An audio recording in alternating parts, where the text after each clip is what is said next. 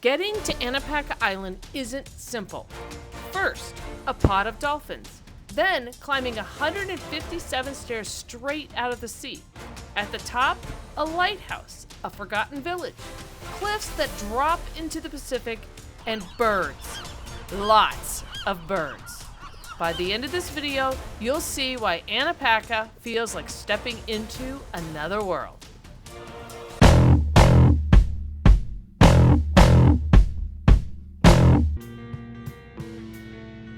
The Channel Islands greet you long before you reach the shore. First up, common dolphins. Sleek, fast, and traveling in big pods, they love to race boats.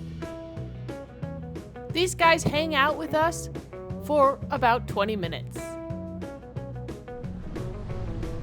Then, these bottlenose dolphins arrive. Bigger, slower, and curious. They swim right alongside us.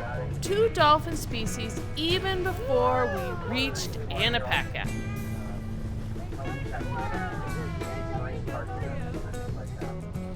As we enter the Long Beach shipping corridor, the ocean traffic gets serious.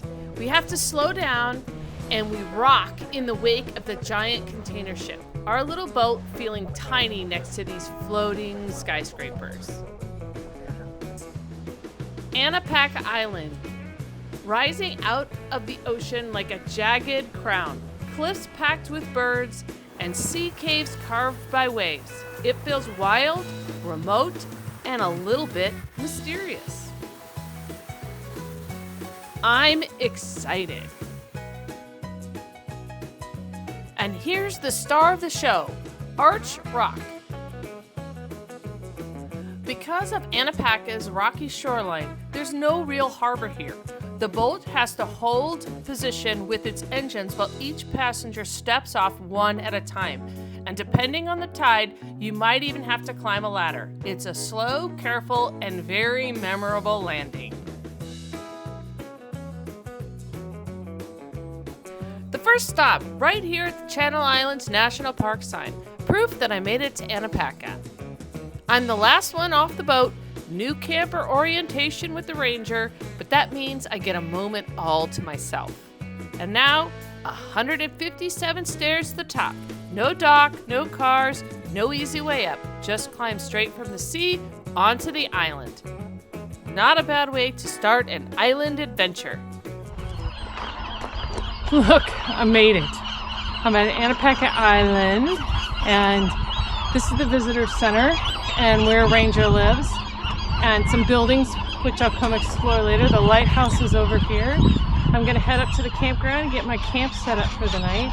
But look at all the seagulls. They're nesting,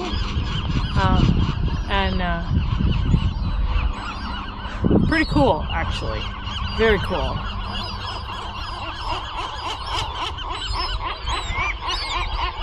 Yeah.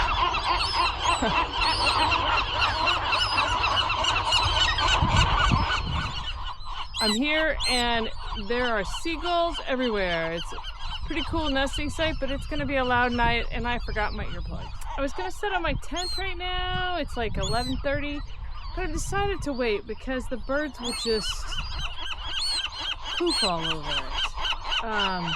So I'm going to make myself some lunch, have a snack, and go explore the island. I'm standing here at the very east end of the island, and here at the lighthouse. The lighthouse was built in 1912, because there was, in 1853, a pretty significant crash that was into Middle Island, and there was a lot of need, and a lot of people came through here. This Santa Barbara corridor is what this is called. A lot of ships have been coming through here. It's a major shipping port or shipping core now to go into Long Beach. And so they put this lighthouse here in 1912. The reason there were buildings on this island was because of the lighthouse. So they had a crew of between 12 and 25 people who lived here for the U.S. Coast Guard to man the lighthouse. The lighthouse is run remotely for the most part. The National Park Service administers the island, but the Coast Guard still runs the lighthouse, and they do that with a modern light, not the old historic light anymore. So one of the things that's interesting environmentally here is this island was ranched in the early 1900s to 1930s, something World War II-ish type of time frame. It was ranched with sheep on the islands. And so they brought in alternate species of plants that would grow quickly so the sheep would have things to eat. Problem is, it destroyed most of the native plant life that is here on the island. So you can see here that the plants are gone and that they've been destroyed. And they are replanting the native plants that traditionally grow here. These native plants are good not only for the environment, but they're also good for the seagulls because this is their native habitat. They're replanting the plants that are good for them to eat, but good for them to, I don't know if it's nest, I guess, it's nest in, those type of things. So you can see here the fledglings come and they hide underneath the bench for shade, and then if I move they all scatter. But they do this, and that's why they are trying to restore the native plants that belong here, because they provide shade for the birds. Okay, so I will tell you, when I read that Anacapa Island was a seagull rookery, I just had no idea. There would be thousands, millions, 100,000 birds here, just no clue. I'm not a huge fan of seagulls, and maybe this is my penance for that. When I was a kid, I went on a trip to San Diego to SeaWorld, and I didn't have a lot of money. My mom gave me like $20 for the whole time, and so I had to really think about my money and what I could eat. And at SeaWorld, I had a sandwich, which, you know, it's overpriced. Whatever that was, it was overpriced. It was all the rest of my money. And in swooped a seagull. And they stole my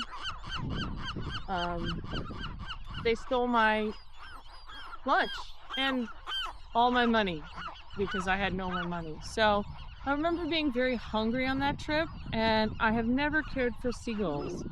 But I'm sitting here watching their behavior, and I'm finding a newfound respect for them.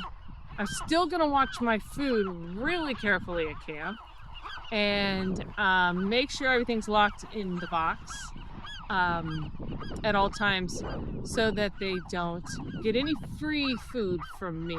That's for sure. So, yeah. Here in the little village, it used to be the place where they housed the U.S. Coast Guard crew to run the lighthouse. The buildings over here, there was multiple residences over here, which are gone now except for the one that is here. Then this building is the powerhouse. It also looks like a greenhouse where they're repropagating native plants. This building is the visitor center, and it used to be general services, the garage, not really the garage, the blacksmith, carpenter shop. Up above me, it used to be to hold oil for generators and stuff like that. Now it holds solar power stuff and batteries and those kinds of things to make this place work. Okay, so I'm here in the visitor center, which is the old general services building. It was a blacksmith, carpenter shop, that kind of stuff. But it's now the visitor center, and here is the lens that is, it was in service for over 57 years. They say it did over 52 million rotations with the U.S. Coast Guard. A 2,000 watt bulb can be visible for 23 miles. So this building behind me is the what looks like a church. It actually is the water collection system. They have 2 big tanks, and they built the building around it, making it look like a church, hoping it wouldn't get vandalized back in the day. It was built by the Coast Guard. Today, all the water is shipped in, and then hauled up here for this island. And of course, there's no water available for us as campers or visitors. It's exclusive for the use of the Coast Guard and the Park Service. Okay, so this here behind me, this concrete slab, a huge slab for collecting rainwater. It was built by the Coast Guard. But if I could describe to you the smell and all of the bird poop everywhere, it is absolutely disgusting.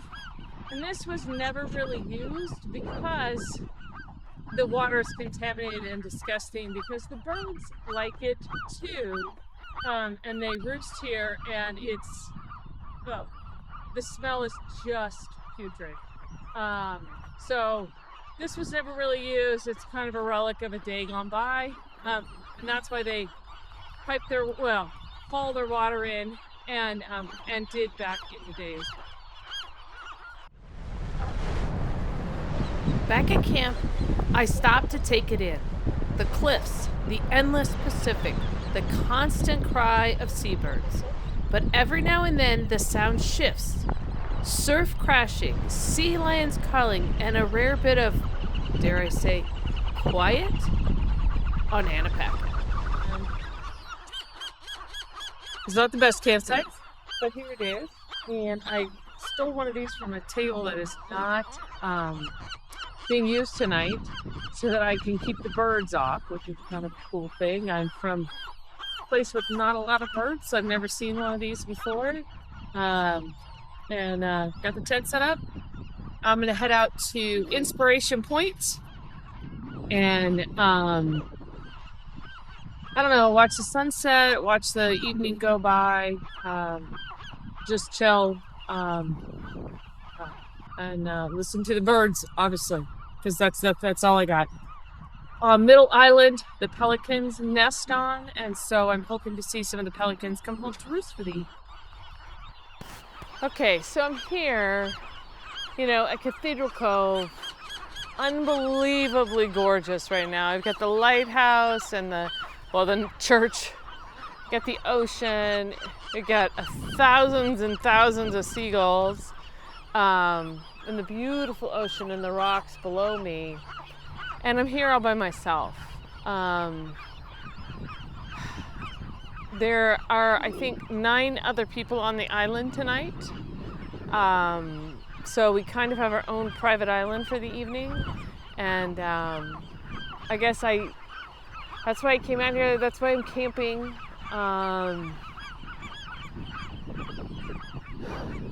And it's pretty amazing place. So anyway, yeah, I'm all alone here. It feels great. It just feels great. So what's really funny is I am trying to record as I walk, an overview shot with the camera, but the birds are actually triggering my voice command on the camera, and they keep turning it off. So it keeps automatically turning it off, so I have to stop it. It's just kind of funny. I haven't had that happen very many times before, but these birds, there's something in their frequency that sounds like stop recording. And the camera turned off when I said that. I can understand why this is called Inspiration Point. Pretty amazing. And once again, I'm all alone.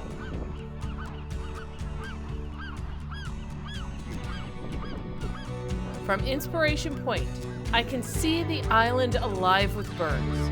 Tonight, I'll find out just how loud life here can